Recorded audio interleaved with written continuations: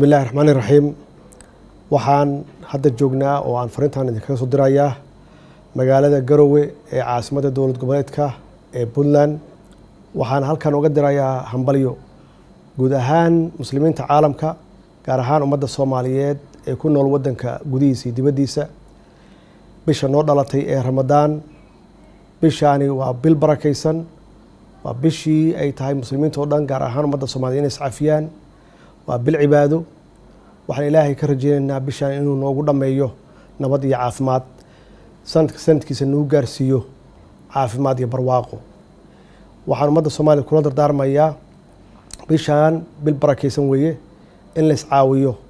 oo kooda tabarta daran gacan la siiyo oo la garab qabto ummadda Soomaaliyeed waxay caan ku tahay inay gacan siiso oo iscaawiso waxaan kula dardaarmayaa dadkaasi tabarta daran ee walaalaheena ee Soomaaliyeed ama muslimiinta haddii la awoodo in la afuriyo waxaan ummadda Soomaaliyeed aan kula dardaarmayaa in bishan Ramadaan ee karaamaysan laga wada shaqeeyo arrimaha amniga gacan lagu siiyo hay'adaha ammaanka ilaaliya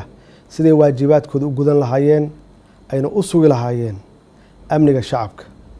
hay'adaha amniga ilaaliya iyaga naftigooda waxaan leeyahay inay u turaan u naxariistaan shacabkooda والسلام عليكم ورحمة الله وبركاته.